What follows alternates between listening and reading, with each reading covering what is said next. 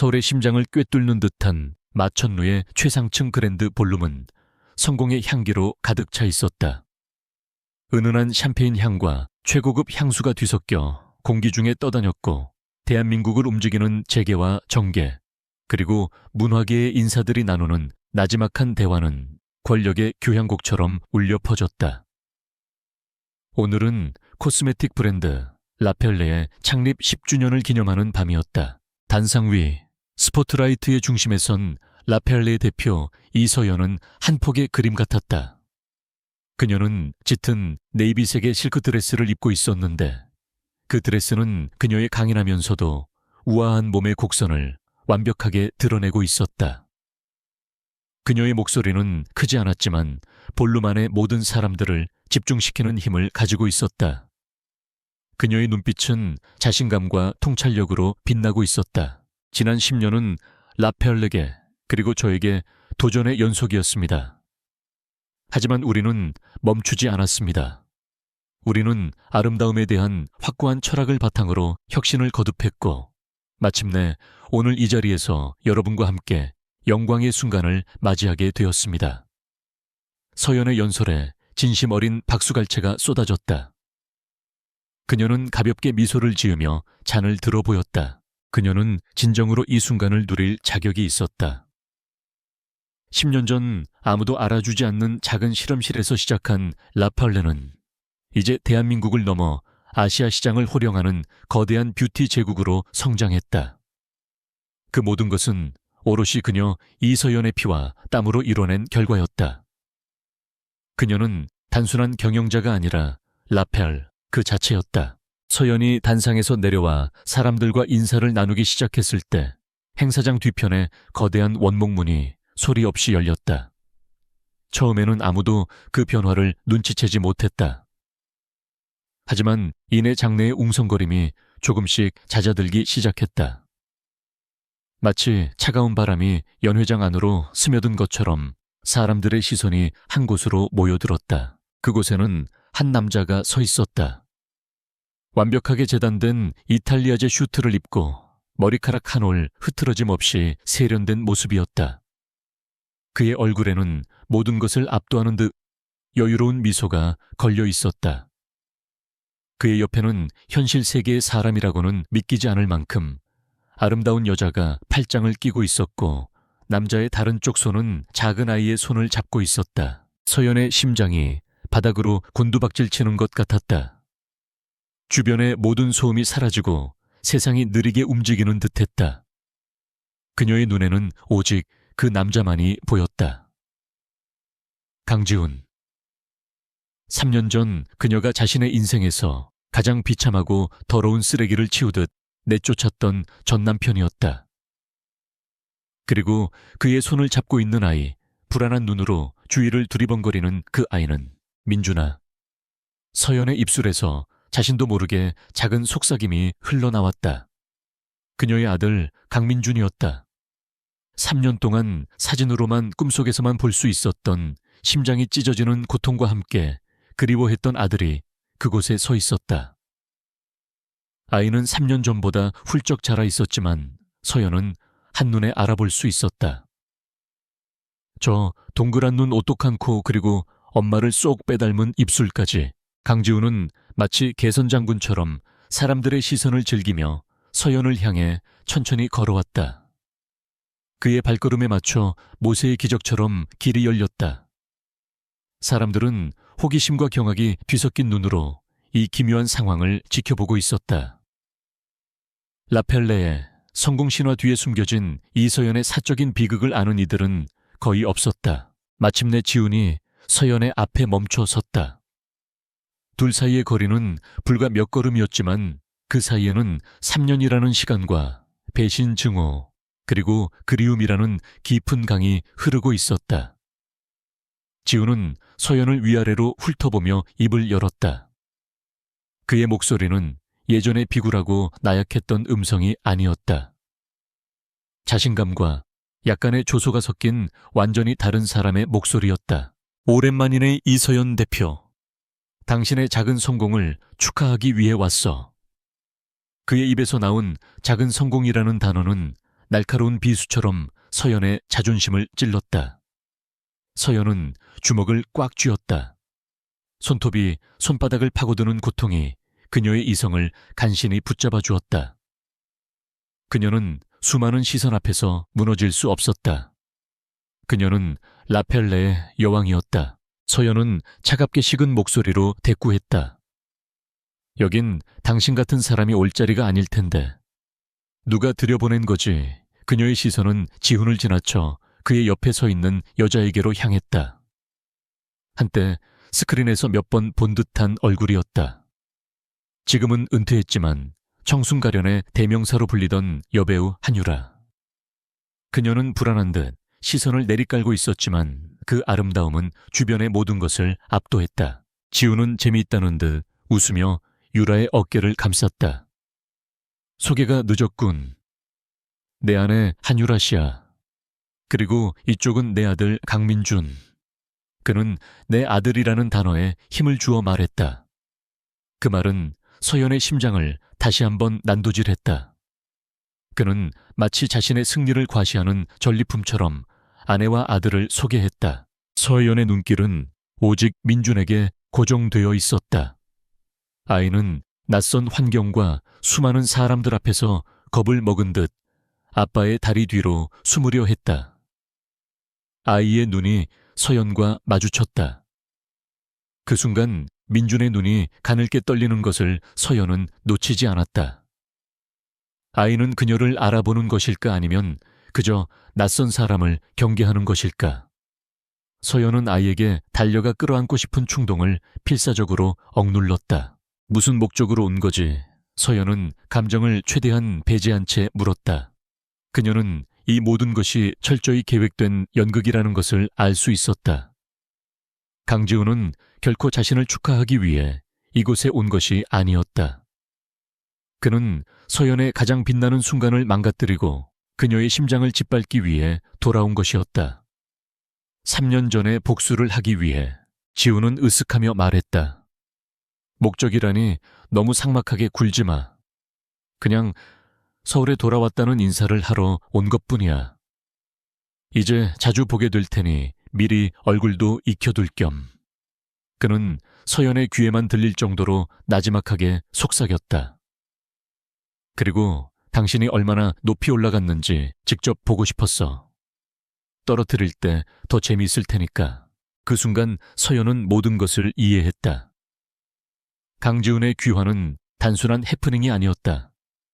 그것은 전쟁의 서막을 알리는 포고였다.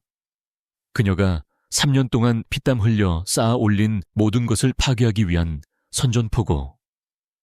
그의 눈빛은 더 이상 과거의 패배자가 아니었다.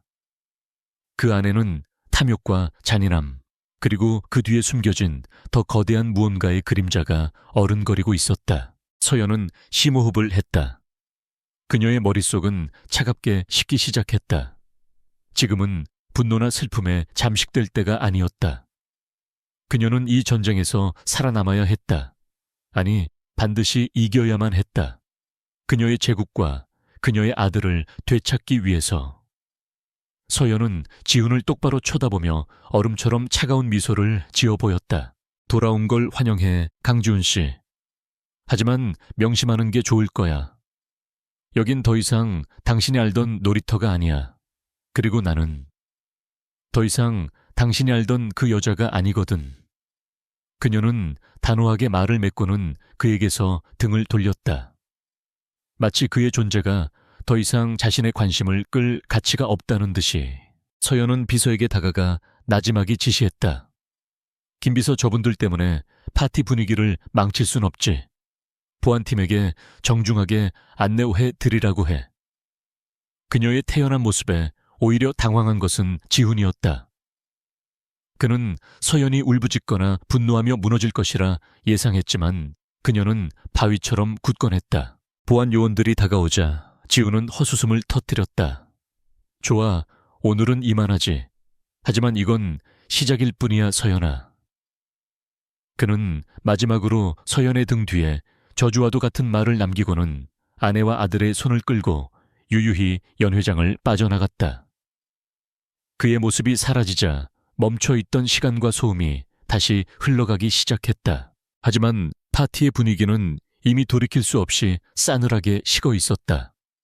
사람들은 애써 아무렇지 않은 척하면서도 방금 전에 충격적인 장면에 대해 수군거리기 시작했다. 서연은 완벽한 미소를 유지한 채 남은 손님들을 배웅했다. 그녀의 강철 같은 자제력에 모두가 감탄했지만 오직 그녀의 오랜 비서만이 그녀의 미소가 얼마나 위태롭게 떨리고 있는지를 눈치챌 수 있었다. 마침내 마지막 손님까지 떠나고 화려했던 연회장에는 정막만이 남았다. 서연은 직원들에게 뒷정리를 맡기고 혼자 자신의 집무실로 향했다. 라펠 본사 최상층에 위치한 그녀의 집무실은 서울의 야경이 한눈에 들어오는 거대한 통유리로 이루어져 있었다. 그녀는 창가에 서서 발 아래 반짝이는 도시의 불빛들을 말없이 내려다보았다. 그녀가 애써 눌러왔던 모든 감정들이 화산처럼 폭발하기 시작했다. 분노, 치욕, 그리고 무엇보다도 아들을 눈앞에 두고도 아무것도 할 수 없었다는 무력감이 그녀의 온몸을 휘감았다. 그녀의 완벽했던 가면이 산산조각 나고 눈에서는 뜨거운 눈물이 뺨을 타고 흘러내렸다. 그녀는 소리내어 울지 않았다. 대신 고통을 삼키는 짐승처럼 낮게 신음했다. 3년 전 도박 빚에 허덕이던 지훈이 마지막 발악으로 어린 민준을 데리고 사라졌던 그날의 악몽이 생생하게 되살아났다. 그녀는 경찰에 신고하고 사설 탐정까지 고용하며 미친 듯이 그들을 찾아다녔지만 그는 연기처럼 사라져버렸다. 절망의 끝에서 그녀는 결심했다. 무너져서 그를 기다리는 대신 그가 감히 넘볼 수 없을 만큼 높고 단단한 성을 쌓겠다고. 그렇게 라펠레는 그녀의 요새이자 그녀의 전부가 되었다. 그녀는 일에 미친 듯이 매달렸고 하루에 서너 시간만 자며 모든 것을 쏟아부었다. 성공은 달콤했지만 아들에 대한 그리움은 단 하루도 그녀를 놓아주지 않았다. 그리고 오늘 그 악몽이 현실이 되어 그녀의 눈앞에 나타났다. 더 강하고 더 교활하며 더 잔인한 모습으로 서연은 눈물을 닦았다. 이제 울고 있을 시간이 없었다. 전쟁은 이미 시작되었다. 강지훈은 혼자가 아니었다. 그의 뒤에는 그를 저렇게 완벽하게 다른 사람으로 만들어 놓은 거대한 배후가 있을 터였다. 그녀는 그들의 정체를 밝혀내고 그들이 감히 자신의 것을 탐낸 대가를 치르게 해야만 했다. 그리고 가장 중요한 것 무슨 수를 써서라도 아들 민준을 되찾아와야 했다. 그녀의 눈빛이 다시 차갑고 날카롭게 빛나기 시작했다. 서울의 밤하늘 아래 한 여자의 외롭고도 처절한 싸움이 다시 시작되고 있었다. 차가운 밤 공기가 이서연의 집무실을 가득 채우고 있었다. 서울의 야경은 여전히 눈부시게 빛나고 있었지만 그녀의 눈에는 더 이상 그 아름다움이 들어오지 않았다. 그녀의 시선은 화려한 도시의 불빛 너머 3년 전에 어둡고 축축했던 시간의 터널을 향하고 있었다. 강지훈의 등장은 그녀가 단단하게 봉인해 두었던 과거의 상처를 무자비하게 헤집어 놓았다. 서연은 천천히 자신의 책상으로 걸어갔다. 그녀는 매끄러운 마후간이 책상의 가장 아래쪽 서랍을 열었다. 그 안에는 라팔레의 중요한 계약서나 재무보고서가 아닌 낡은 사진 한 장이 들어있었다. 5살 배기 민준이가 해맑게 웃고 있는 사진이었다. 사진 속 아이는 그녀가 직접 떠준 노란색 스웨터를 입고 공원에서 비눗방울을 불고 있었다. 그녀는 떨리는 손으로 사진을 집어들었다. 사진 속 민준이의 웃음소리가 귓가에 들리는 듯 했다. 행복했던, 그러나 너무나도 짧았던 그 시절의 기억이 날카로운 파편이 되어 그녀의 심장을 찔렀다. 3년이라는 시간은 상처를 무디게 하기는커녕 그리움이라는 독을 주입하여 그녀를 서서히 마비시켜 왔을 뿐이었다. 시계의 초침 소리가 유난히 크게 들리는 것 같았다. 그 소리를 따라 그녀의 의식은 3년 전 모든 것이 무너져 내렸던 그날로 거슬러 올라갔다. 그때의 그들은 서울 변두리의 낡은 연립주택에 살고 있었다. 창문에서는 한기가 스며들었고 벽지는 습기로 얼룩져 있었지만 서연은 그곳이 세상에서 가장 아늑한 보금자리라고 믿었다. 결혼 초기의 강지우는 지금과는 전혀 다른 사람이었다. 다정했고 소박한 꿈을 이야기할 줄 아는 남자였다. 서연은 그의 그런 모습에 끌렸고 그와 함께라면 어떤 어려움도 이겨낼 수 있을 것이라 생각했다. 그녀는 작은 화장품 연구실에서 밤낮으로 일하며 자신만의 브랜드를 만들겠다는 꿈을 키웠고 지우는 그런 그녀를 응원했다. 하지만 언제부터였을까? 그들의 삶에 균열이 생기기 시작한 것은 다니던 회사에서 해고된 후 지우는 점점 변해갔다. 그는 재취업을 위해 노력하는 대신 술과 친구들을 찾았다. 처음에는 작은 내기장기나 카드게임으로 시작되었던 그의 소일거리는 어느새 위험한 도박으로 번져나갔다. 서연이 밤새워 번 돈이 그의 주머니에서 하룻밤 사이에 연기처럼 사라졌다. 지훈 씨, 제발 그만해. 이건 아니잖아. 우리 민준이 생각해야지. 서연은 수없이 그에게 매달리고 애원했다. 하지만 그는 언제나 같은 변명만 늘어놓았다. 이번 한 번만 하면 크게 딸 수 있어. 그러면 당신 고생 안 시킬게. 그의 눈에는 더 이상 미래에 대한 희망이나 가족에 대한 책임감이 보이지 않았다. 오직 한탕에 대한 광기 어린 욕망만이 가득했다. 그들의 집에는 낯선 남자들이 찾아와 문을 두드리기 시작했다. 돈을 갚으라며 고성을 지르고 현관문에 붉은 페인트로 빛 독촉 글씨를 써놓기도 했다. 서연은 어린 민준이가 그 모습을 볼까봐 두려워 아이를 품에 안고 방 안에서 숨죽여 울어야만 했다. 그녀의 꿈과 희망은 지훈이 만든 빚더미 속에서 질식해가고 있었다. 결정적으로 모든 것이 끝장난 그날 서연은 중요한 투자자와의 미팅을 앞두고 있었다. 그녀가 수년간 개발한 신물질의 가치를 알아본 첫 투자자였다. 이 계약만 성사시키면 그녀는 지긋지긋한 빚을 청산하고 라펠레의 기틀을 마련할 수 있었다. 그녀는 아침 일찍 집을 나서며 잠든 민준이의 이마에 입을 맞추고 지훈에게 아이를 잘 부탁한다고 신신당부했다. 미팅은 성공적이었다. 서연은 떨리는 마음으로 계약서에 사인을 하고 한달음에 집으로 달려왔다. 민준이에게 맛있는 것을 사주고 이제 우리도 좋은 집으로 이사갈 수 있다고 말해주고 싶었다. 하지만 그녀를 맞이한 것은 싸늘한 적막뿐이었다. 집 안은 폭풍이 휩쓸고 간 것처럼 어질러져 있었고 지훈과 민준이는 보이지 않았다. 불길한 예감에 휩싸인 서연은 미친 듯이 지훈에게 전화를 걸었지만 그의 휴대폰은 꺼져 있었다. 그녀가 온 집안을 헤매다 식탁 위에서 발견한 것은 구겨진 종이 한 장이었다. 그것은 지훈이 남긴 편지였다. 거기에는 단 몇 줄의 문장이 적혀 있었다. 당신이 오늘 계약한 돈, 그 돈 전부를 내가 지정한 계좌로 보내. 그렇지 않으면 평생 민준이를 볼 수 없을 거야. 서연의 세상이 무너져 내렸다. 남편이 아들의 아버지가 자신의 아이를 데리고 아내를 협박하고 있었다. 그것은 단순한 가출이나 납치가 아니었다. 가장 믿었던 사람에게 당한 영혼을 파괴하는 배신이었다. 그녀는 그 자리에 주저앉아 목 놓아 울었다.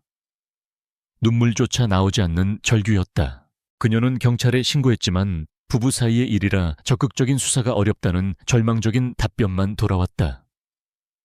그녀는 편지에 적힌 계좌로 돈을 보냈다. 제발 돈을 받고 민준이만이라도 돌려주기를 바라며. 하지만 지훈은 돈만 챙긴 채 그대로 사라져버렸다.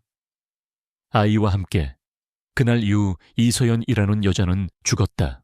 절망의 잿더미 속에서 새로운 이서연이 태어났다. 그녀는 더 이상 울지 않았다. 슬픔과 고통 배신감, 그리고 아들에 대한 미칠 듯한 그리움을 연료 삼아 그녀는 자신을 강철로 단련하기 시작했다. 그녀는 잠을 줄이고 식사를 거르며 일에만 몰두했다. 라펠레는 그녀에게 단순한 회사가 아니었다. 그것은 복수를 위한 무기였고 언젠가 아들을 되찾아왔을 때 물려줄 왕국이었다. 그녀는 냉혹하고 철두철미한 경영자가 되었다.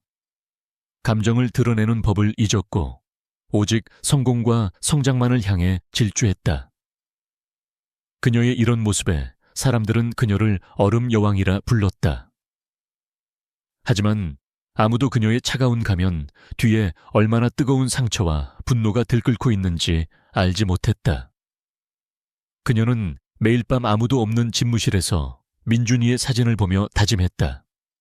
반드시 강지훈을 찾아내 대가를 치르게 하겠다고. 그리고 3년이 지난 오늘 그가 제 발로 그녀의 앞에 나타났다. 과거의 비굴한 도박꾼이 아닌 성공한 사업가의 가면을 쓰고 다른 여자를 아내라 부르며 그녀의 아들을 자신의 아들이라고 소개했다. 그는 서연의 고통을 비웃고 그녀의 성공을 조롱하기 위해 돌아온 것이 분명했다. 그의 뒤에 누가 있든 그가 어떤 거대한 힘을 얻었든 상관없었다. 서연은 사진을 다시 서랍 속에 넣고 조용히 닫았다. 창밖으로 새벽의 여명이 밝아오고 있었다. 기나긴 밤이 끝나고 있었다. 그녀의 얼굴에서 슬픔의 흔적은 사라지고 차가운 결의만이 남았다. 3년 전 그녀는 속수무책으로 아들을 빼앗겼다. 하지만 이제는 다르다.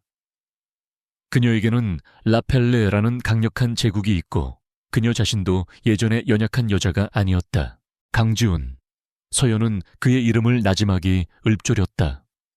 그 이름은 더 이상 고통의 동의어가 아니었다. 이제 그것은 그녀의 사냥감이 될 목표물의 이름이었다. 그녀는 비서에게 연결되는 인터폰 버튼을 눌렀다. 잠도 자지 않고 대기하고 있었을 충성스러운 비서의 목소리가 즉시 들려왔다. 네, 대표님, 말씀하십시오. 김 비서 지금 즉시 국내 최고의 정보 분석팀과 기업 전문 변호인단을 소집해줘요. 비용은 얼마가 들어도 상관없어. 그녀의 목소리는 밤새 과거와 싸웠다고는 믿기지 않을 만큼 침착하고 단호했다. 어젯밤 우리 파티에 왔던 웨리디언이라는 회사, 그리고 강지훈이라는 인물에 대한 모든 것을 샅샅이 조사해야겠어. 먼지 한 톨까지 전부 다. 이제 방어는 끝났다. 3년 동안 웅크리고 있던 상처 입은 암사자가 마침내 복수의 발톱을 드러내는 순간이었다. 그녀는 자신의 모든 것을 걸고 이 전쟁에서 승리할 것이다. 아들을 되찾고 그녀의 삶을 망가뜨린 자들을 심판하기 위해. 서울의 하늘이 밝아오고 있었다.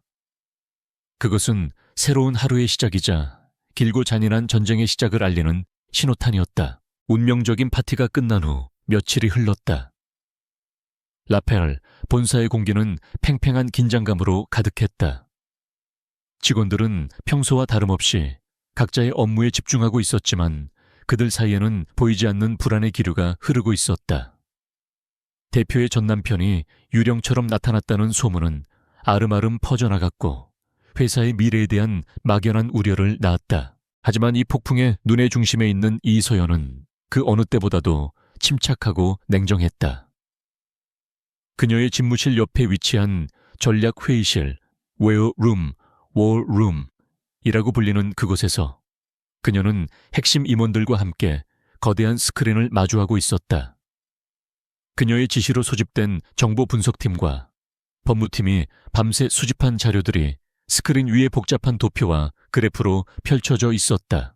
어젯밤 11시를 기점으로 우리 회사의 핵심 원료인 마다가스카르산 바닐라 플래니폴리아 독점 공급 업체인 에코팜 측에서 일방적으로 계약 파기를 통보해 왔습니다.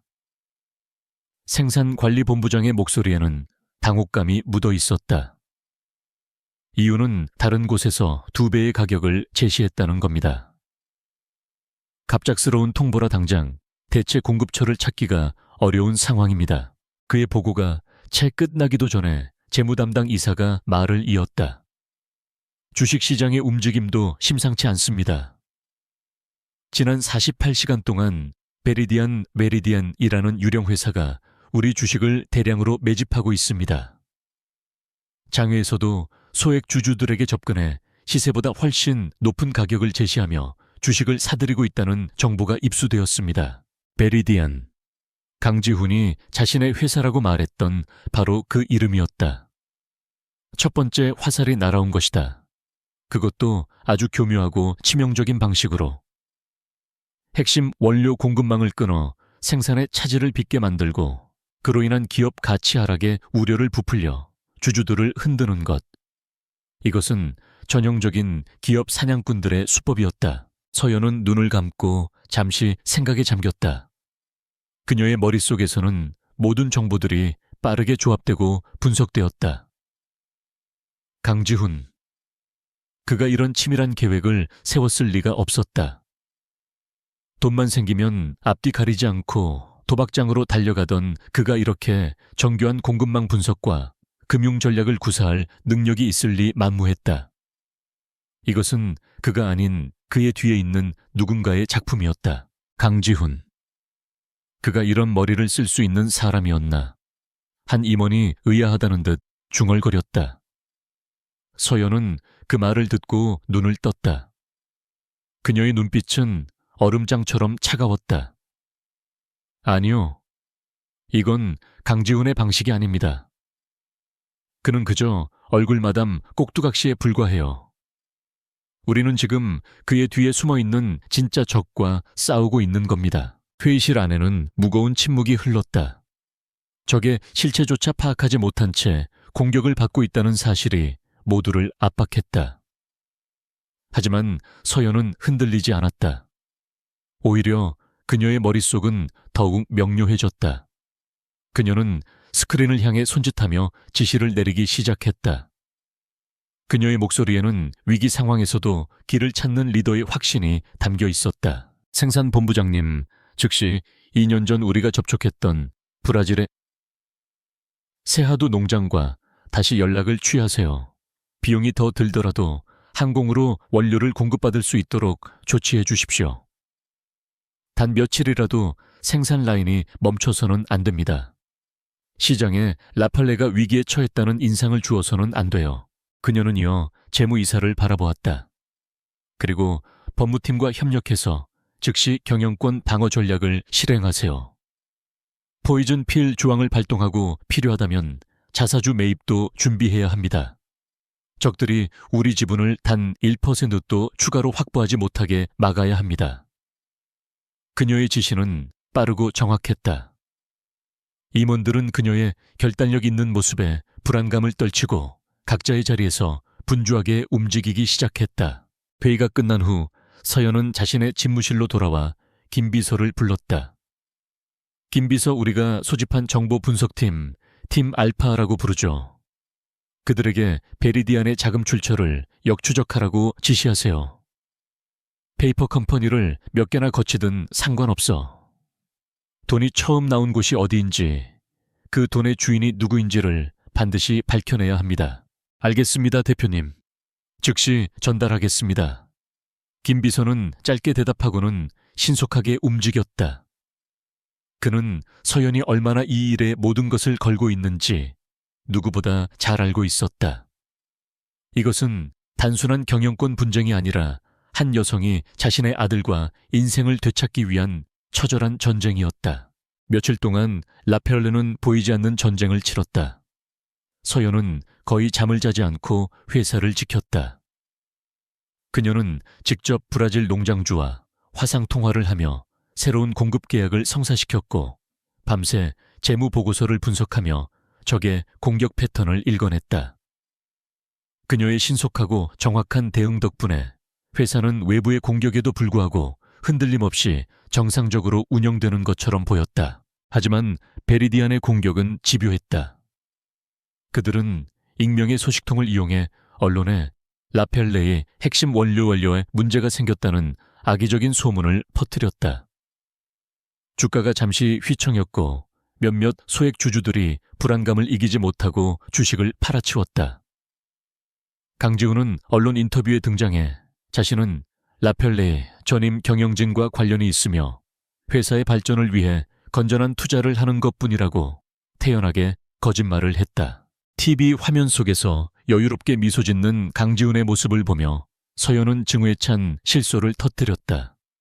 그는 완벽한 배우가 되어 있었다. 누군가 그에게 훌륭한 대본을 쥐어주고 영의 지도를 하고 있는 것이 분명했다. 서연은 화면 속 그의 눈 너머에 있는 그를 조종하는 교활한 인형술사의 존재를 느끼고 있었다. 그러던 어느 날 저녁 팀 알파로부터 첫 번째 중간 보고가 올라왔다. 김 비서가 긴급히 서연의 집무실로 들어와 태블릿 PC를 내밀었다. 화면에는 복잡한 자금 흐름도가 그려져 있었다. 베리디안으로 흘러들어간 자금은 조세 회피처인 케이맨 제도의 여러 유령 회사를 거치며 세탁되고 있었다. 자금의 출처를 거의 다 추적했습니다. 하지만 마지막 단계에서 막혔습니다. 모든 자금이 스위스 비밀 계좌 하나로 모이는데 그 계좌의 주인에 대한 정보는 저희 능력 밖인 것 같습니다. 팀장의 보고에는 아쉬움이 묻어 있었다. 서연은 눈을 가늘게 뜨고 자금 흐름도를 주시했다. 그녀의 시선이 한 지점에서 멈췄다. 자금이 세탁되는 과정에서 잠시 거쳐간 홍콩의 한 부티크 투자사. 그 이름이 낯설지 않았다. 서연은 자신의 기억을 되짚어 올라갔다.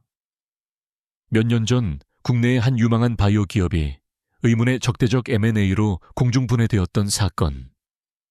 그때 그 기업을 공격했던 주체가 바로 저 투자사였다. 그리고 그 사건의 배후로 희미하게 거론되었던 이름이 있었다. 서연은 자리에서 벌떡 일어났다.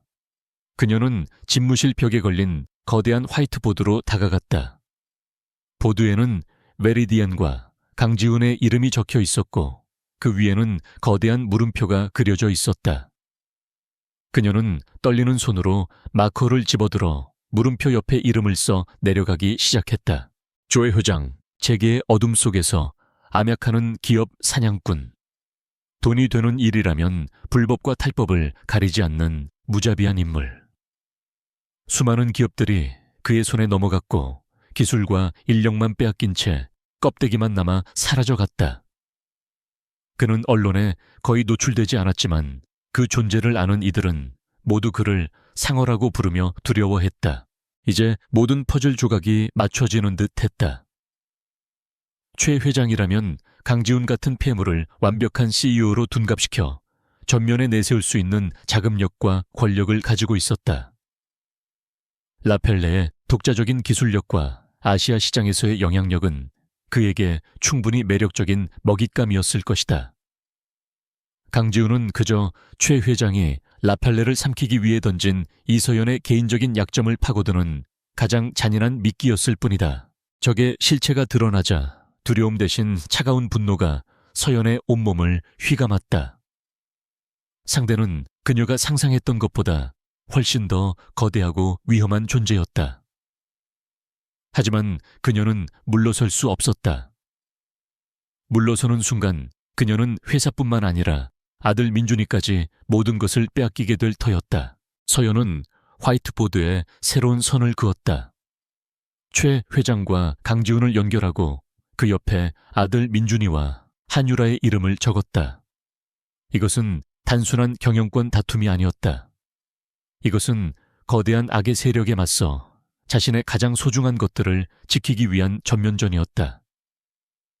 그녀의 눈빛이 결연하게 타올랐다. 첫 번째 화살은 막아냈다.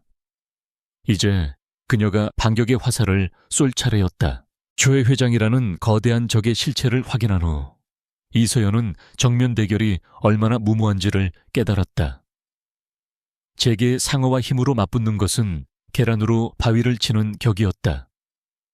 그녀는 전략을 수정해야만 했다. 가장 견고한 성벽도 가장 약한 고리부터 무너지는 법. 그리고 강지훈과 최 회장이 구축한 이 완벽해 보이는 벽에도 분명히 균열은 존재할 터였다. 서연의 시선은 강지훈의 완벽한 가족이라는 위선적인 그림으로 향했다. 그녀는 팀 알파에게 베리디안에 대한 자금 추적을 잠시 보류하고 대신 한유라라는 인물에 대한 모든 것을 파헤치라고 지시했다. 강지훈의 갑작스러운 성공만큼이나 한때 대한민국 남성들의 첫사랑이었던 톱 여배우가 정체불명의 남자와 갑자기 결혼한 것 또한 부자연스러웠다. 조사는 의외로 빠르게 진척되었다. 팀 알파가 며칠 만에 가져온 보고서는 서연의 예상이 틀리지 않았음을 증명했다. 한유라는 3년 전 최고의 인기를 누리던 시절에 갑자기 은퇴를 선언했다. 표면적인 이유는 건강 문제였지만 실상은 달랐다. 비슷한 시기에 그녀의 아버지가 운영하던 중견 건설사가 부도 처리되었고 그는 수백억 원대 사기 혐의로 검찰 조사를 받고 있었다. 그런데 기적 같은 일이 일어났다. 구속이 유력하던 그녀의 아버지는 갑자기 무혐의 처분을 받았고 눈덩이처럼 불어났던 회사의 빚은 익명의 제3자에 의해 모두 변제되었다. 그리고 얼마 지나지 않아 한유라는 강지훈과의 결혼을 발표했다. 당시 재계에서는 그를 아는 사람이 아무도 없었다. 모든 것이 최 회장이 그린 거대한 그림의 일부였던 것이다. 결국 그녀는 팔려간 것이나 다름없군요.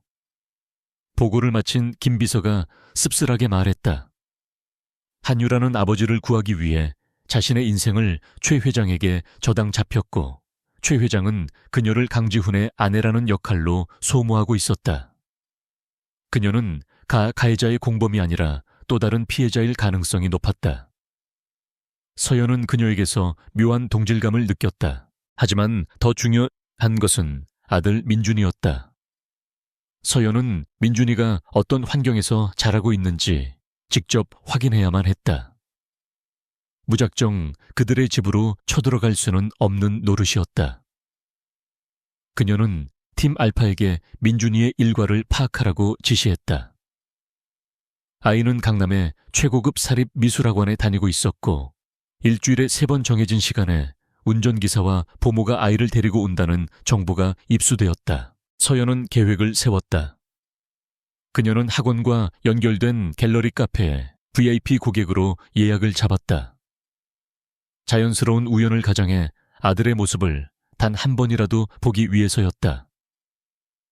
약속된 날 그녀는 평소에 카리스마 넘치는 CEO의 모습 대신 우아한 트렌치코트를 입고 커다란 선글라스를 낀 평범한 학부모처럼 카페에 앉아 있었다. 심장이 미친 듯이 뛰었다.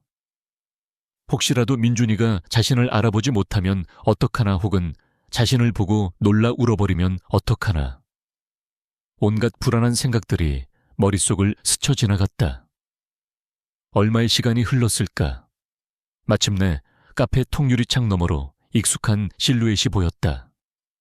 보모의 손을 잡고 걸어오는 작은 아이 민준이었다. 서연은 저도 모르게 자리에서 일어날 뻔했다. 3년 만에 이렇게 가까이서 보는 아들의 모습이었다. 아이는 그녀의 기억보다 훨씬 더 자라 있었다. 하지만 예전에 그 밝고 명랑하던 모습은 온데간데 없었다. 아이의 얼굴에는 나이에 맞지 않는 그늘이 드리워져 있었고 걸음걸이에는 생기가 없었다. 그때였다. 민준이와 함께 온 사람은 보모가 아니라 한유라였다. 그녀는 주변의 시선을 의식한 듯 마스크와 모자로 얼굴을 가리고 있었지만 그 슬프고 공허한 눈빛은 가릴 수 없었다. 그녀는 민준이의 손을 잡고 카페 안으로 들어와 자리를 잡았다. 서연은 심호흡을 하고 최대한 자연스럽게 그들의 테이블 근처로 다가갔다. 서연은 일부러 들고 있던 실크 스카프를 바닥에 떨어뜨렸다. 스카프가 민준이의 발치에 떨어지자 아이는 깜짝 놀라 고개를 들었다. 그 순간 아이의 눈과 서연의 눈이 마주쳤다. 민준이의 동그란 눈이 가늘게 떨렸다. 아이는 눈앞의 여자가 누구인지 혼란스러워하는 듯했다. 서연은 심장이 멎는 것 같았지만 애써 미소를 지으며 말했다. 미안하구나. 이모가 실수로 떨어뜨렸네. 민준이는 아무 말 없이 스카프를 주워 서연에게 건넸다. 아이의 작은 손이 그녀의 손에 닿는 순간 서연은 온몸에 전율을 느꼈다. 그녀는 아이의 머리를 쓰다듬어주고 싶은 충동을 간신히 참았다. 한유라는 경계심 가득한 눈으로 서연을 쳐다보았다. 그녀는 서연의 정체를 눈치채지 못했지만 그녀에게서 풍기는 범상치 않은 아우라를 느끼고 있는 듯했다. 바로 그때 카페 문이 열리며 강지훈이 들어왔다. 민준아, 아빠 왔다. 그의 목소리가 들리는 순간 카페 안의 공기가 차갑게 얼어붙었다. 서연은 본능적으로 몸을 돌려 창가에 기대섰다. 그리고 그녀는 보고야 말았다. 아빠의 등장에 민준이의 얼굴이 기쁨이 아닌 공포로 굳어지는 것을. 강지훈이 다가와 아들의 어깨에 손을 얹자 민준이는 자기도 모르게 몸을 움찔 떨었다. 그것은 너무나도 미세한 반응이었지만 엄마인 서연의 눈을 속일 수는 없었다. 그것은 아버지를 향한 아들의 자연스러운 반응이 아니었다. 그것은 포식자 앞에 선 작은 동물의 본능적인 공포였다. 한유라 역시 자리에서 일어나며 굳은 표정으로 남편을 맞았다. 그들의 완벽한 가족 그림에는 따스함 대신 차가운 복종과 두려움만이 존재했다. 강지훈은 서연을 알아보지 못한 채 아들의 손을 거칠게 잡아 끌고 카페를 나섰다. 그들의 모습이 사라질 때까지 서연은 그 자리에 못 박힌 듯 서 있었다. 그녀의 머릿속은 단 하나의 생각으로 가득 찼다. 내 아들이 위험해. 이전까지 그녀의 목표가 복수와 아들을 되찾는 것이었다면 이제 그것은 절박한 구출이 되어야만 했다. 민준이는 단순히 아빠와 함께 사는 것이 아니었다. 아이는 정서적 학대를 당하고 있었다. 어쩌면 그 이상의 위험에 노출되어 있을지도 모른다. 그녀가 복수를 위해 시간을 끄는 동안 아들의 영혼은 서서히 죽어가고 있을 터였다. 더 이상 망설일 시간이 없었다. 어떤 수단을 써서라도 어떤 대가를 치르더라도 아들을 그 지옥에서 꺼내와야만 했다. 서연은 조용히 카페를 나와 자신의 차에 올랐다. 얼음 여왕의 가면은 산산조각 나 있었다. 하지만 그녀의 눈에서는 눈물 대신 불꽃이 타오르고 있었다. 그것은 슬픔을 넘어선 모든 것을 태워버릴 듯한 분노의 불꽃이었다. 그녀는 즉시 김비서에게 전화를 걸었다. 그녀의 목소리는 지독할 정도로 침착했지만 그 안에는 서늘한 살기마저 느껴졌다. 김비서 계획을 변경해야겠어요. 이제부터는 방어가 아니라 공격이야. 그녀의 목소리에 김비서는 말없이 숨을 삼켰다. 수단과 방법을 가리지 말고 한유라에게 접촉할 수 있는 비공식적이고 안전한 루트를 찾아내. 그리고 메시지를 전달해. 그녀를 돕고 싶어 하는 사람이 있다고. 이것은 위험한 도박이었다. 한유라가 이 제안을 강지훈이나 최 회장에게 알려버린다면 모든 것이 수포로 돌아갈 수도 있었다. 하지만 서연은 도박을 걸어야만 했다. 카페에서 본 한유라의 절망적인 눈빛, 그리고 아들 민준이의 겁에 질린 눈빛이 그녀에게 확신을 주었다. 저 완벽한 벽의 균열은 바로 저 두 사람이었다. 그리고 그녀는 이제 그 균열을 부수고 들어가야만 했다. 한유라에게 비밀스러운 메시지를 보낸 후 이서연의 시간은 초조한 기다림으로 채워졌다. 그녀는 겉으로는 라펠레를 향한 공격을 막아내며 흔들림 없는 지휘관의 모습을 유지했지만 속으로는 시시각각 타들어가고 있었다. 그녀가 던진 마지막 승부수가 과연 통할 것인가? 한유라가 침묵을 지킨다면 혹은 더 나아가 이 사실을 최 회장 측에 알려버린다면 모든 것은 끝이었다. 그 사이 팀 알파는 마침내 최 회장이 베리디안의 실질적인 지배주라는 결정적인 증거를 찾아냈다. 스위스 비밀 계좌의 벽을 뚫지는 못했지만 그들은 다른 경로를 공략했다.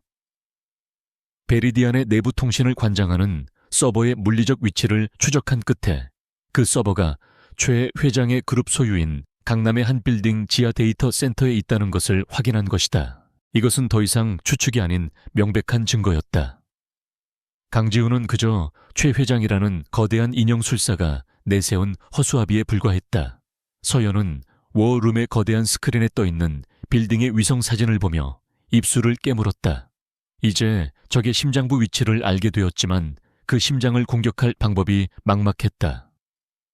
최 회장은 법 위에 군림하는 괴물이었다. 아니나 다를까 서연 측의 움직임을 감지한 최 회장의 방역이 시작되었다. 이전의 공격이 라펠레의 경영권을 노린 정교한 금융 공격이었다면 이번의 공격은 이서연이라는 개인을 사회적으로 매장시키려는 더럽고 잔인한 인신 공격이었다. 마치 거대한 상어가 피냄새를 맡고 미친 듯이 날뛰는 것과 같았다. 어느 날 아침부터 출처불명의 타블로이드 신문과 온라인 커뮤니티를 중심으로 서연에 대한 악의적인 기사들이 쏟아지기 시작했다.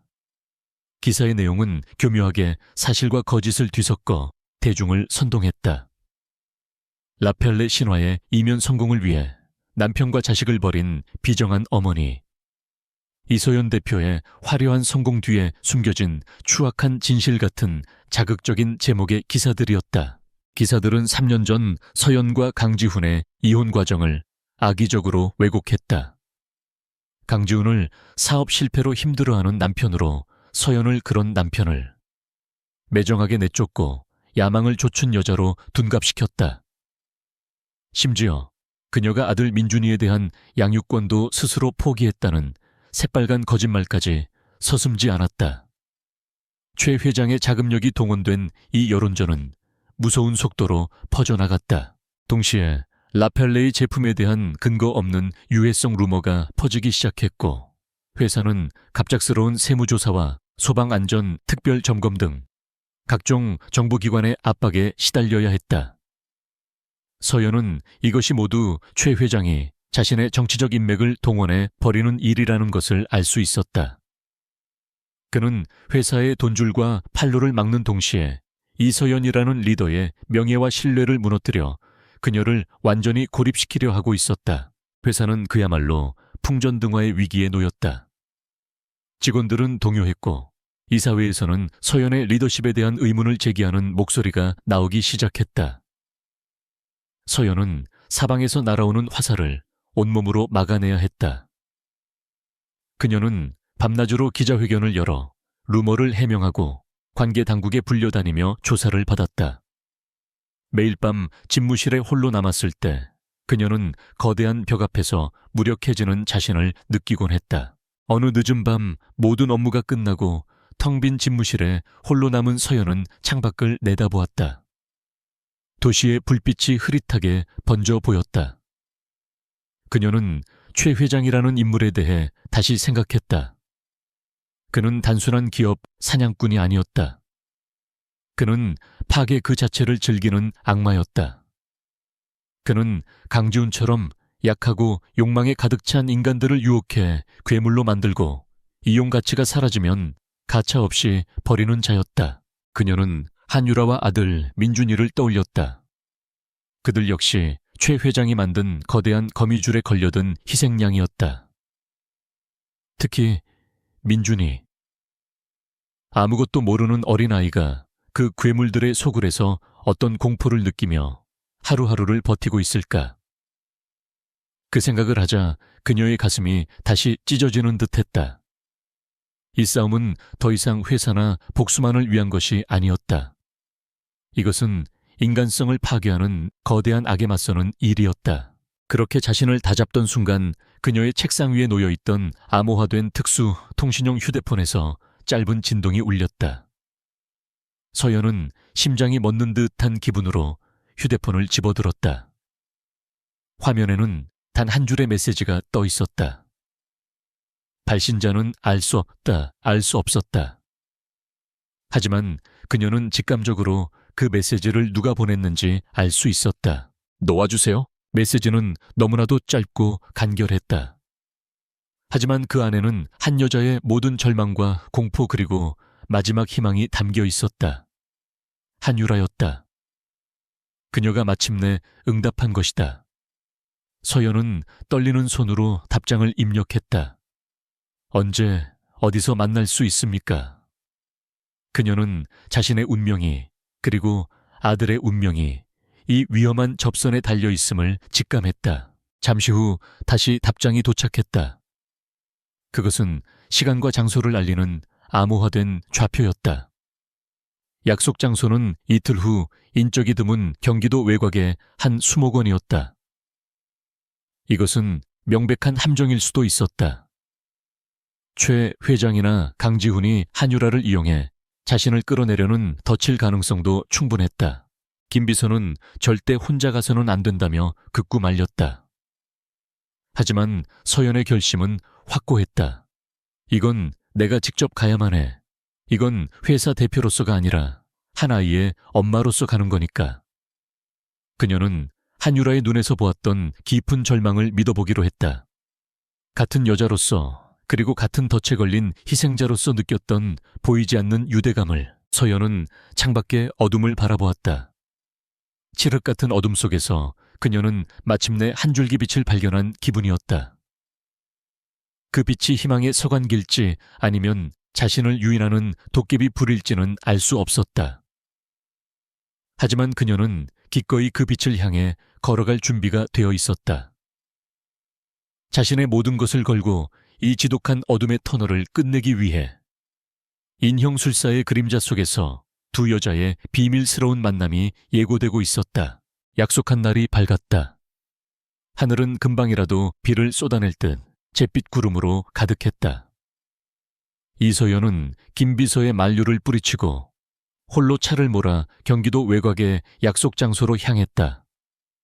김비서는 만약을 대비해 사설 경호팀을 멀리서 대기시키겠다고 했지만 서연은 그마저도 거절했다. 이것은 온전히 그녀 혼자 감당해야 할 위험이었다. 약속 장소인 수목원은 평일 오전이라 그런지 인적이 거의 없었다. 스산한 바람이 나뭇가지를 흔드는 소리만이 고요한 정적을 깨뜨리고 있었다. 서연은 차에서 내려 약속된 장소인 호숫가 낡은 벤치로 걸어갔다. 그녀의 모든 감각은 극도로 예민해져 있었다. 혹시 모를 함정에 대비해 주변의 모든 움직임과 소리에 촉각을 곤두세웠다. 그녀가 벤치에 앉아 얼마쯤 기다렸을까? 수목원 오솔길 저편에서 한 여자가 모습을 드러냈다. 푹 눌러쓴 모자와 스카프로 얼굴을 반쯤 가렸지만 서연은 그녀가 한유라임을 한눈에 알아볼 수 있었다. 그녀는 겁에 질린 작은 동물처럼 주위를 살피며 조심스럽게 다가왔다.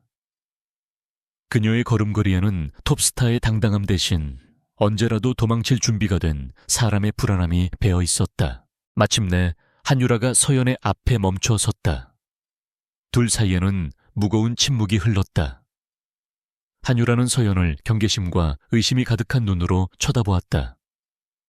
어쩌면 이 모든 것이 자신을 시험하기 위한 최 회장의 함정일지도 모른다는 공포가 그녀의 얼굴에 서려 있었다. 먼저 침묵을 깬 것은 서연이었다. 와줘서 고마워요, 한유라 씨. 서연의 목소리는 차분했다. 그녀는 상대를 안심시키기 위해 어떠한 위압감도 드러내지 않으려 애썼다. 걱정하지 말아요. 여기 우리 둘밖에 없으니까. 그리고 이건 함정도 시험도 아니에요. 한유라는 여전히 망설이며 입을 열었다. 당신을 어떻게 믿죠? 당신이 내 말을 녹음해서 강지훈 씨나 그분에게 가져다 줄지 어떻게 알아요? 그녀의 목소리는 미세하게 떨리고 있었다. 서연은 그녀의 두려움을 이해할 수 있었다. 최 회장이라는 거미줄에 걸린 이상 그 누구도 쉽게 믿을 수 없었을 것이다. 서연은 비즈니스적인 제안이나 약속 대신 가장 깊은 곳의 진심을 꺼내 보이기로 했다. 나는 당신을 믿으라고 강요하지 않겠어요. 하지만 이것 하나만은 알아줬으면 해요. 내가 오늘 이 자리에 나온 건 라펠레 대표로서가 아니에요. 강민준 내 아들의 엄마로서 나온 겁니다. 그녀는 며칠 전 카페에서 보았던 민준이의 모습을 이야기했다. 아빠를 보고 공포에 질리던 아이의 눈빛 생기를 잃고 그늘져 있던 아이의 얼굴. 그리고 그런 아이의 곁에서 똑같이 절망적인 눈을 하고 있던 한유라 그녀 자신의 모습에 대해 나는 내 아들을 구해야겠어요. 그리고 당신도 그 지옥에서 구해내고 싶어요. 이건 경영권 다툼이 아니라 사람을 구하는 일이니까. 서연의 진심 어린 말에 한유라의 눈빛이 흔들리기 시작했다. 그녀가 애써 쌓아 올렸던 경계의 벽이 조금씩 허물어지고 있었다. 마침내 그녀는 참아왔던 눈물을 터뜨리며 그 자리에 주저앉았다. 그녀는 지난 3년간 겪어야 했던 자신의 이야기를 털어놓기 시작했다. 그녀의 이야기는 서연이 조사했던 것보다 훨씬 더 비참했다. 최 회장은 그녀 아버지의 목숨을 담보로 그녀를 협박했고 그녀를 강지훈의 아내로 만들어 그의 허수아비 역할을 완벽하게 수행하도록 조종했다. 그녀의 삶은 화려한 금으로 만들어진 세장이었고 그녀의 일거수일투족은 24시간 감시당했다. 강지훈 씨는 밖에서 보이는 것과 전혀 다른 사람이에요. 한유라는 흐느끼며 말했다. 그는 최 회장 앞에서는 비굴하게 굴지만 저와 민준이 앞에서는 폭군처럼 변해요. 그는 민준이가 당신을 닮았다는 이유만으로 아이를 미워하고 사소한 일로 겁을 줘요. 아이가 점점 말을 잃고 어두워지는 걸 보면서 저는 정말 죽고 싶었어요. 이야기를 듣는 내내 서연은 주먹을 꽉 쥐었다. 자신의 아들이 그런 고통을 겪고 있었다는 사실에 심장이 갈갈이 찢기는 것 같았다. 그녀는 한유라에게 다가가 그녀의 어깨를 감쌌다. 두 여자는 적의 아내와 전처라는 기묘한 관계를 넘어 한 아이를 지키려는 엄마라는 공감대 속에서 하나가 되고 있었다.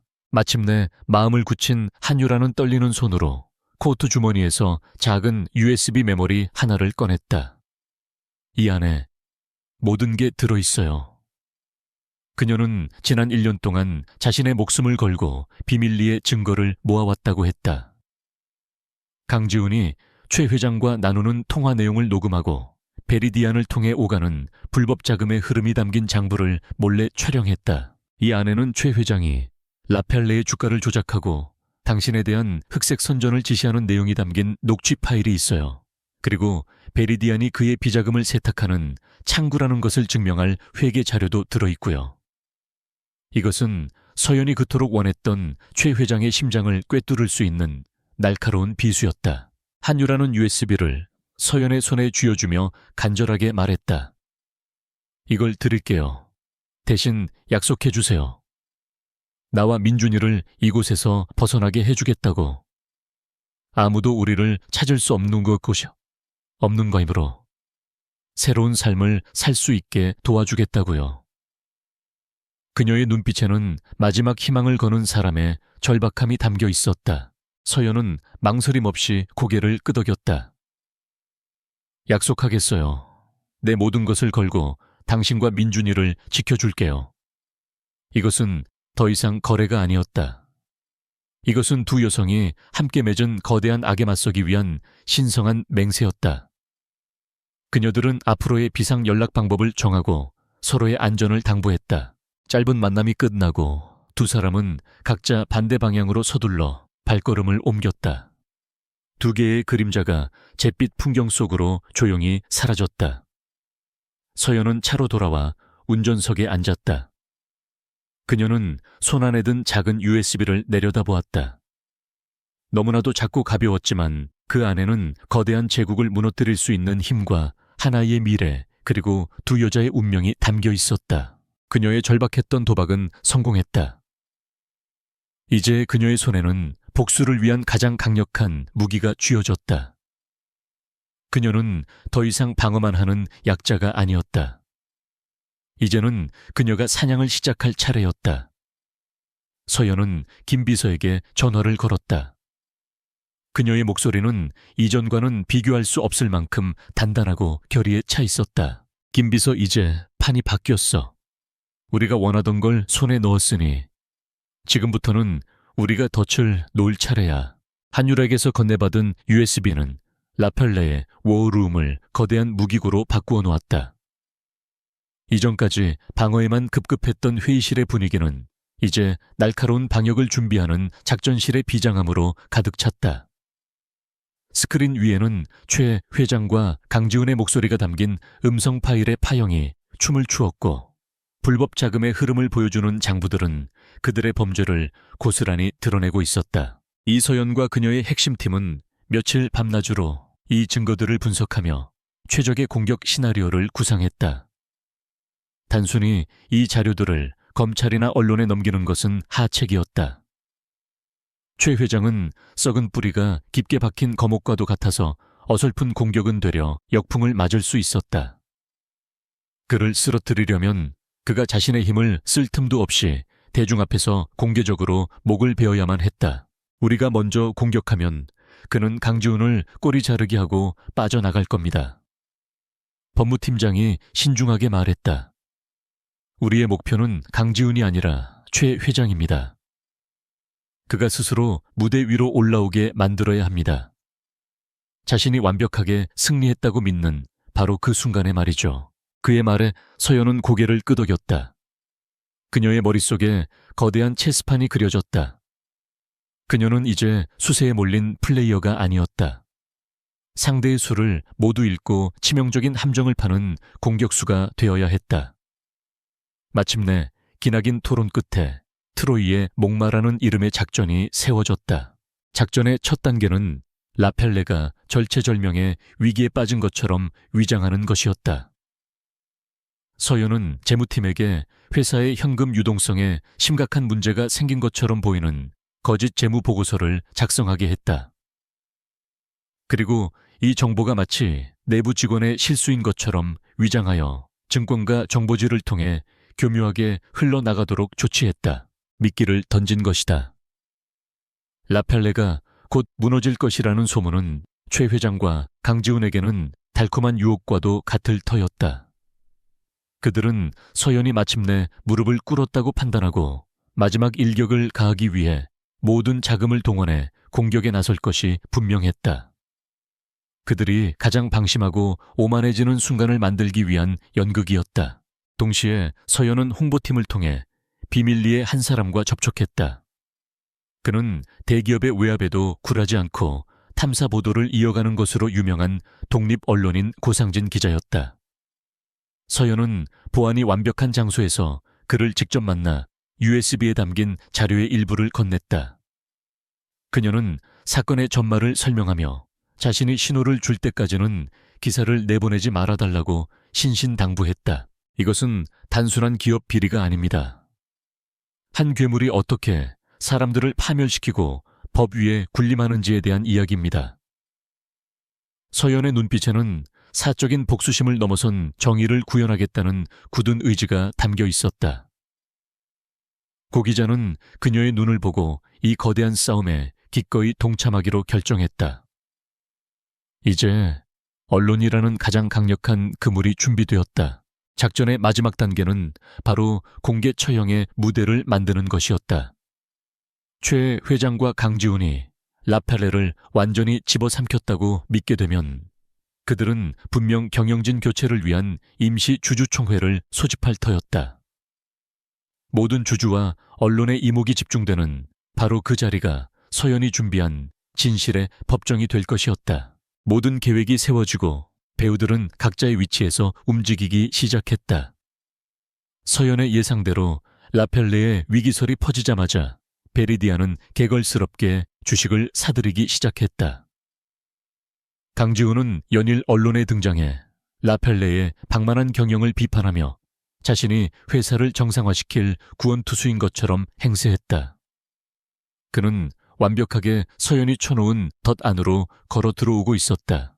그 과정에서 서연은 한유라와의 아슬아슬한 연락을 계속 이어갔다. 그녀는 한유라를 통해 강지훈과 최 회장이 자신들의 승리를 얼마나 확신하고 있는지, 그리고 주주총회 소집을 언제쯤 할 것인지에 대한 내부 정보를 얻을 수 있었다. 한유라는 매일 밤 모두가 잠든 시간에 감시를 피해 화장실에서 짧은 메시지를 보내왔다. 그들이 다음 주 월요일에 임시 주총을 소집할 계획이에요. 최초의 회장이 강지훈에게 당신을 완전히 짓밟아 다시는 재기하지 못하게 만들라고 했어요. 매번 메시지를 받을 때마다 서연은 가슴을 졸였다. 그녀의 목숨을 건 정보 전달이 발각되기라도 하는 날엔 한유라는 물론이고 민준이까지 위험해질 수 있었다. 서연은 그녀와 민준이를 위한 해외 도피 계획을 치밀하게 준비했다. 새로운 신분과 안전한 거처, 그리고 앞으로 살아갈 충분한 자금까지. 이제 그녀는 두 사람을 구할 준비도 마친 상태였다. 마침내 강지훈의 이름으로 임시 주주총회 소집 공고가 떴다. 날짜는 다음 주 월요일 라펠레 본사 대강당. 안건은 현 경영진 해임 및 신규 이사 선임에 건. 모든 것이 서연이 그린 그림대로 흘러가고 있었다. 그녀는 고상진 기자에게 약속된 신호를 보냈다. 기사는 주주총회가 열리는 당일 오전에 터질 예정이었다. 주주총회를 하루 앞둔 일요일 밤. 웨어룸에는 서연과 김비서 단둘만이 남아 있었다. 거대한 스크린에는 복잡하게 얽힌 작전 계획도가 마지막으로 펼쳐져 있었다. 모든 준비는 끝났다. 이제 주사위는 던져졌다. 내일이면 이 길고 지독한 싸움의 승패가 결정될 것이다. 대표님, 정말 괜찮으시겠습니까? 만에 하나라도 계획에 차질이 생긴다면. 김 비서가 걱정스러운 목소리로 물었다. 그는 이 모든 계획이 얼마나 위험한 도박인지 잘 알고 있었다. 서연은 조용히 고개를 들어 그를 바라보았다. 그녀의 얼굴에는 두려움 대신 폭풍전야의 고요함이 깃들어 있었다. 돌아갈 다리는 이미 불태웠어, 김비서. 우리는 이기는 수밖에 없어. 그녀는 집무실 창가로 다가가 서울의 야경을 내려다보았다. 3년 전 이 자리에서 절망의 눈물을 흘렸던 그녀는 더 이상 없었다. 그녀의 눈에는 이제 차가운 승부사의 불꽃이 타오르고 있었다. 체스판은 완전히 뒤집혔다. 상대방은 자신이 승리했다고 확신하며 마지막 수를 두기 위해 다가오고 있었다. 하지만 그들은 알지 못했다. 그들이 내딛는 마지막 한 걸음이 사실은 그녀가 파놓은 치명적인 함정의 끝이라는 것을. 서연은 나지막이 읊조렸다. 체크메이트는 내가 부를 거야, 최 회장. 임시 주주총회가 열리는 날에 아침이 밝았다. 라펠 본사 대강당은 대한민국 재계를 움직이는 거의 모든 인물들과 세기의 경영권 분쟁을 취재하려는 기자들로 발 디딜 틈이 없었다. 공기 중에는 팽팽한 긴장감과 억눌린 흥분, 그리고 호기심이 뒤섞여 있었다. 모두가 이 싸움의 승자가 누가 될 것인지를 숨죽여 지켜보고 있었다. 강당의 한쪽 편에는 강지훈과 베리디안의 임원들이 승리를 확신하는 오만한 표정으로 앉아 있었다. 그들의 눈에는 이서연에 대한 조롱과 경멸이 가득했다. 반대편에 앉은 이서연과 라펠레의 임원들은 굳은 표정이었지만 그들의 눈빛에는 이상할 정도의 침착함이 깃들어 있었다. 마침내 약속된 시간이 되자 임시의장이 개회를 선언했다. 바로 그 순간이었다. 강당 안에 있던 거의 모든 사람들의 휴대폰이 동시에 진동하기 시작했다. 누군가가 나지막이 외쳤다.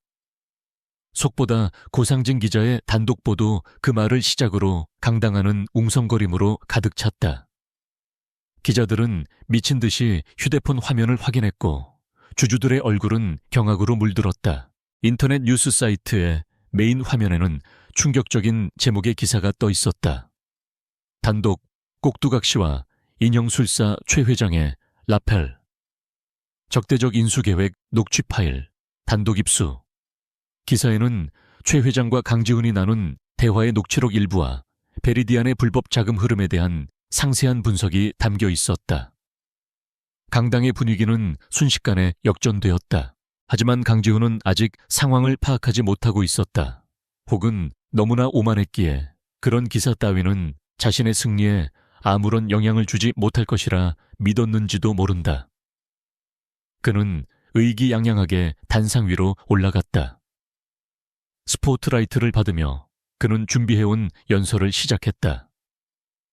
그는 이서연의 경영 방식이 얼마나 독선적이고 무능한지를 비난하며 자신이 라펠레를 위기에서 구할 유일한 대안이라고 역설했다. 존경하는 주주 여러분, 저는 라펠레를 개인의 왕국으로 만든 현 경영진을 몰아내고 회사를 주주 여러분의 품으로 돌려드리고자 이 자리에 섰습니다.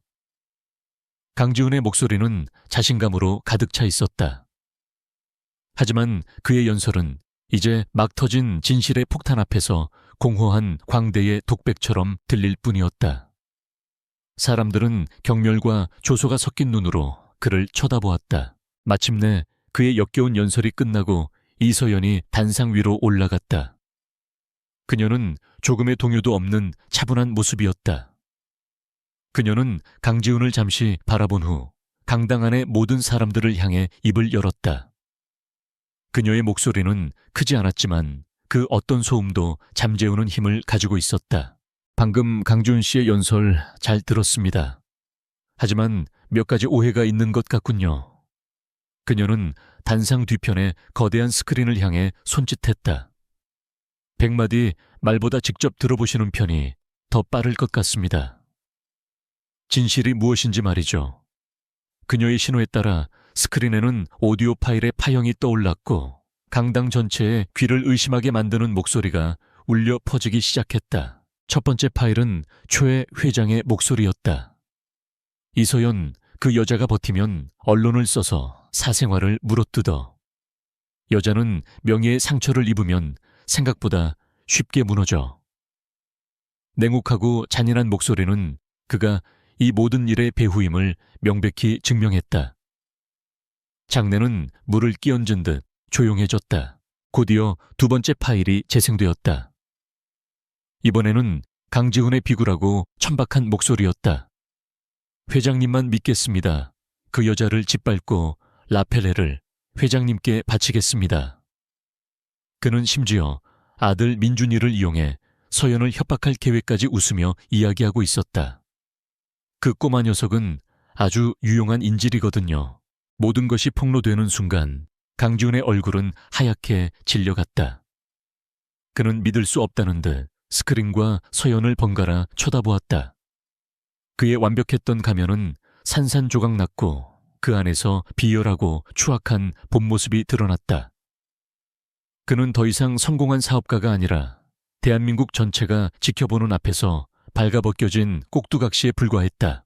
바로 그때 주주석에 앉아있던 한 중년 남자가 자리에서 일어났다. 그는 최 회장의 법률 대리인이었다. 그는 미리 준비했다는 듯 차갑고 사무적인 목소리로 성명을 발표했다. 저희 그룹은 강지훈 씨의 개인적인 불법 행위에 대해 전혀 아는 바가 없습니다. 저희 역시 그의 사기 행각에 속은 피해자이며 즉시 그를 상대로 손해배상 소송을 제기하고 수사에 적극 협조할 것입니다. 그것은 완벽한 꼬리 자르기였다. 최 회장은 마지막 순간에 인형의 끈을 끊어버리고 모든 죄를 강지훈에게 뒤집어 씌운 채 자신만 빠져나가려 한 것이다. 그 말을 듣는 순간 강지훈의 마지막 남은 이성의 끈이 끊어지고 말았다. 거짓말이야. 최 회장, 네가 다 시켰잖아. 그는 이성을 잃고 괴성을 지르며 단상 아래 서연에게 달려들려 했다. 하지만 그가 그녀에게 닿기도 전에 달기하고 있던 보안 요원들이 그를 덮쳤다. 그는 바닥에 내팽개쳐진 채 발버둥치며 저주를 퍼부었다. 그의 처참한 모습은 방금 전까지 그토록 당당했던 모습과 극명한 대조를 이루었다. 혼란이 극에 달한 순간 강당의 모든 문이 동시에 열리며 검찰 수사관들이 들이닥쳤다. 그들은 성큼성큼 단상으로 걸어와 발버둥치는 강지훈의 면전에 차가운 체포영장을 내밀었다. 강지훈 씨, 당신을 주가 조작 업무상 배임 아동 학대 교사 혐의로 긴급 체포합니다. 수사관들이 그의 손에 수갑을 채우는 순간 강당 안의 모든 카메라 플래시가 불꽃처럼 터져나왔다. 한때 성공의 정점에 섰던 남자의 비참한 몰락이었다. 이 모든 혼란의 한가운데 이서연은 단상 위에서 조용히 그 모습을 지켜보고 있었다. 그녀의 얼굴에는 승리의 기쁨이나 통쾌함 대신 차가운 안도감과 씁쓸함이 교차하고 있었다. 그녀가 일으킨 심판의 폭풍이 마침내 눈앞에서 휘몰아치고 있었다. 강지훈이 수사관들에게 끌려나가고 강당은 아수라장이 되었다. 서연은 마이크를 다시 잡았다. 주주 여러분, 소란을 피워 죄송합니다. 주주총회는 이만 폐회하겠습니다. 그녀는 짧은 한마디를 남기고 단상에서 내려왔다. 회사를 지키기 위한 싸움은 이제 끝났다. 하지만 그녀는 알고 있었다. 아들을 되찾기 전까지는 그녀의 전쟁은 아직 끝난 것이 아니라는 것을. 심판의 폭풍이 휩쓸고 간 후 라펠레는 놀라운 속도로 안정을 되찾았다. 강지훈의 체포와 최 회장의 비리가 담긴 폭로 기사는 대한민국을 뒤흔들었고 이서연의 이름은 위기 속에서 회사를 지켜낸 강인한 리더의 대명사가 되었다. 잠시 거래가 정지되었던 라펠레 주가는 다시 문을 열자마자 폭등했고 그녀의 경영권은 그 어느 때보다도 굳건해졌다. 세상의 모든 이목이 강지훈의 구속과 최 회장의 몰락 가능성에 쏠려 있는 동안 이서연은 물밑에서 가장 중요하고 비밀스러운 작전을 수행하고 있었다. 주주총회에서 모든 것이 폭로되던 바로 그 시각 그녀의 충실한 신복인 김 비서가 이끄는 전문팀이 한유라와 민준이를 구출하기 위해 움직이고 있었다. 작전은 한 편의 첩보 영화처럼 은밀하고 신속하게 진행되었다. 한유라는 강지훈이 집을 나간 직후 미리 짜둔 각본대로 민준이가 갑자기 고열에 시달리는 것처럼 연기했다. 그녀는 아이를 데리고 병원에 가야 한다며 집안의 감시 인력들을 따돌리고 비상구를 통해 최 회장의 감시망이 미치지 않는 아파트 지하 주차장으로 빠져나왔다. 그곳에는 김 비서가 보낸 검은색 세단이 대기하고 있었다. 차에 올라탄 한유라는 그제야 참아왔던 숨을 몰아쉬었다. 그녀의 품에 안긴 민준이는 갑작스러운 상황에 겁을 먹은 듯 엄마의 옷자락을 꽉 붙잡고 있었다. 차는 서울의 복잡한 도로를 유령처럼 빠져나가 김포공항 근처의 한적한 경납고로 향했다. 그곳에는 해외로 떠날 작은 제트기가 그들을 기다리고 있었다. 이 모든 과정을 서연은 원룸의 모니터를 통해 실시간으로 지켜보고 있었다. 그녀는 아들이 탄 차가 무사히 경납고에 도착하고 두 사람이 비행기에 오르는 모습을 확인하고 나서야 겨우 안도의 한숨을 내쉴 수 있었다. 그녀의 눈가에는 3년 만에 처음으로 뜨거운 눈물이 흘러내렸다. 기쁨과 안도 그리고 만감이 교차하는 눈물이었다. 법적인 절차도 일사천리로 진행되었다. 최 회장에게 버림받고 모든 것을 잃은 강지훈은 검찰 조사에서 모든 것을 자백했다. 그는 자신의 죄를 인정하는 대가로 형량을 줄이려 했고 그 과정에서 최 회장이 저지른 모든 범죄를 상세하게 진술했다. 하지만 최 회장은 여전히 건재했다. 그는 국내 최고의 로펌을 동원해 자신에게 처진 법망을 교묘하게 빠져나갔다. 최 회장은 자신 역시 강지훈에게 속은 피해자라고 주장하며 강지훈의 단독 범행으로 사건을 몰아갔다. 결정적인 증인인 한유라가 사라진 상황에서 검찰은 최 회장을 직접 기소할 명백한 증거를 찾기 어려워했다. 그의 제국은 큰 타격을 입었지만 뿌리 뽑히지는 않았다. 하지만 서연에게는 더 이상 그것이 중요하지 않았다. 그녀에게는 더 중요한 한 일이 남아 있었다. 며칠 후 서연은 모든 공식 일정을 취소하고 조용히 제주도로 향했다. 한유라와 민준이가 새로운 신분을 받아 해외로 떠나기 전 잠시 머물고 있는 안전 가옥이 그곳에 있었다.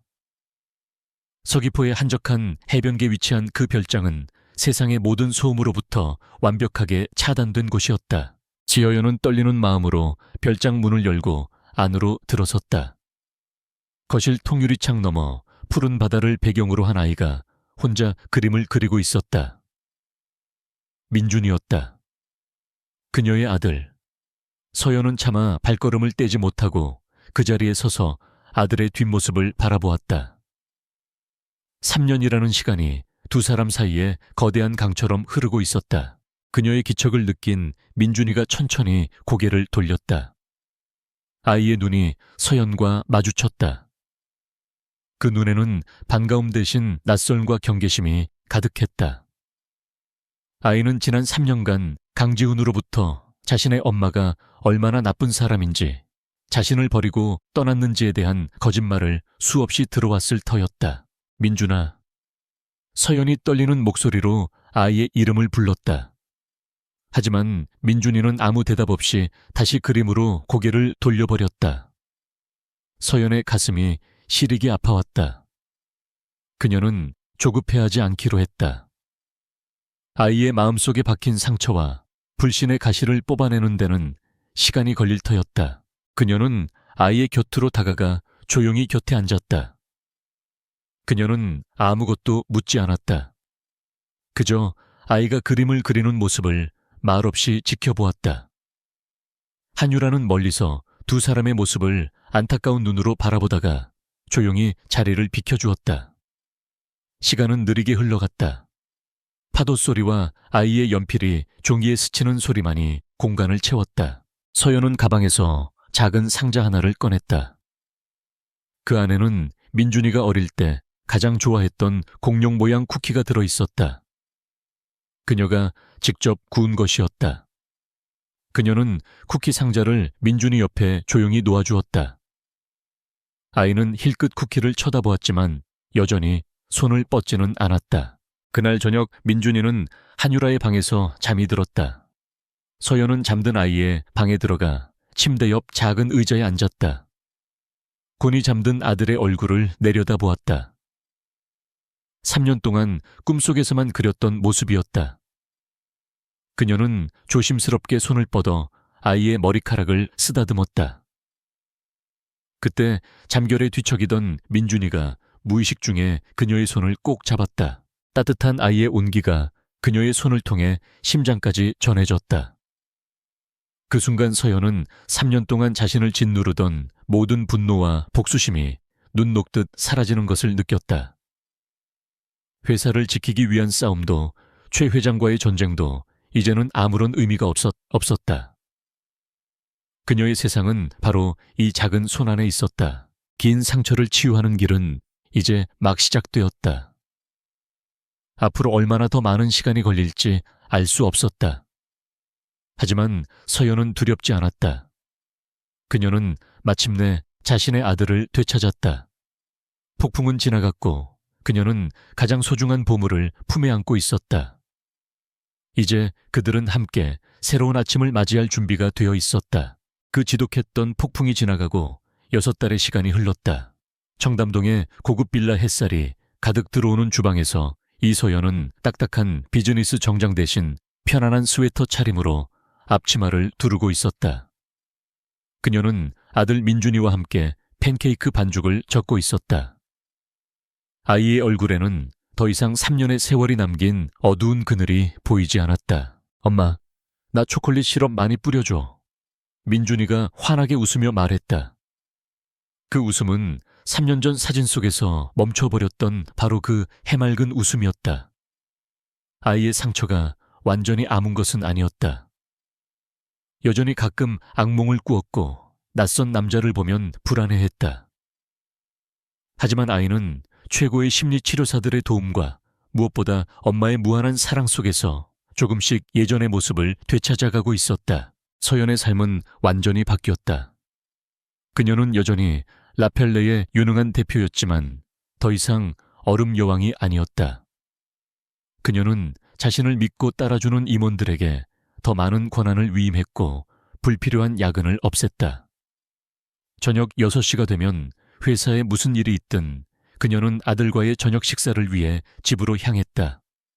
그녀는 마침내 일과 삶의 균형을 아니 자신의 인생에서 무엇이 가장 소중한지를 깨달았다. 아침 식사를 하던 중 주방 한편에 놓인 TV에서 익숙한 이름이 들려왔다. 검찰이 최 회장을 마침내 구속 기소했다는 뉴스 속보였다. 강지훈의 자백만으로는 부족했던 마지막 퍼즐 조각은 최 회장의 제국 내부에서 터져나온 양심선언 덕분에 맞춰졌다. 서연의 싸움에 용기를 얻은 한 내부 고발자가 최 회장의 비자금이 담긴 비밀 장부를 검찰에 넘긴 것이다. 철옹성 같던 최 회장의 제국은 그렇게 허무하게 무너져 내렸다. 그는 법정 최고형을 선고받았고 그의 이름은 재계에서 치욕의 동의어가 되었다. 강지훈 역시 수십 년의 중형을 선고받고 교도소에 수감되었다. 그는 이제 세상의 기억 속에서 잊힌 이름이 되어버렸다. 서연은 묵묵히 뉴스를 지켜보았다. 그녀의 마음속에는 더 이상 통쾌함이나 복수심이 아닌 그저 모든 것이 제자리를 찾아갔다는 담담한 평온함만이 감돌았다. 며칠 후 서연에게 스위스에서 온 작은 엽서 한 장이 배달되었다. 엽서에는 눈 덮인 아름다운 알프스 산맥의 풍경이 담겨 있었다. 뒷면에는 간결한 메시지가 적혀 있었다. 고맙습니다. 저희는 이곳에서 안전하고 행복하게 지내고 있어요. 당신과 민준이도 그러길 바래요. 발신인의 이름은 안나라고 되어 있었다. 한유라가 보낸 소식이었다. 서연은 엽서를 보며 조용히 미소 지었다. 그녀 역시 새로운 삶을 찾은 것이다.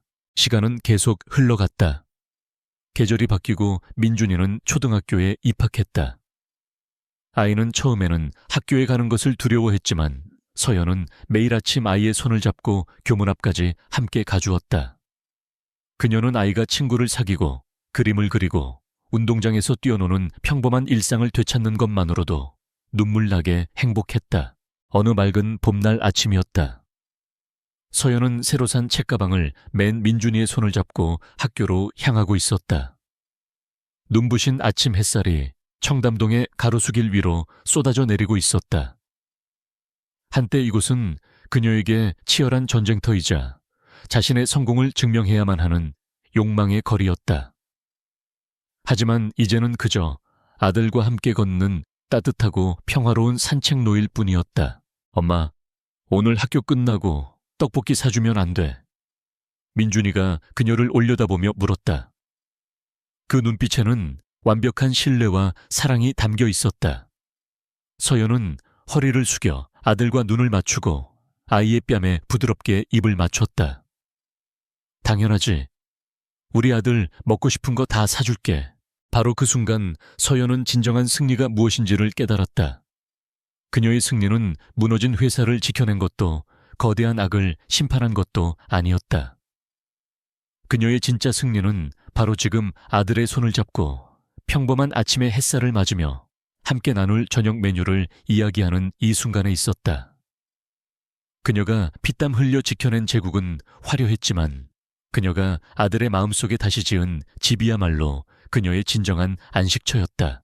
그녀는 아들의 손을 다시 고쳐잡고 학교를 향해 걸어갔다. 그녀의 발걸음은 그 어느 때보다 가볍고 희망에 차 있었다. 그녀는 더 이상 과거의 상처에 얽매이지 않았다. 그녀는 자신의 힘으로 운명을 바꾸었고 가장 소중한 것을 되찾았으며 마침내 완전한 행복의 의미를 찾았다. 청담동의 아침 한때 얼음 여왕이라 불렸던 여자는 세상에서 가장 따뜻한 미소를 짓는 하나의 엄마가 되어 새로운 인생의 여정을 내딛고 있었다.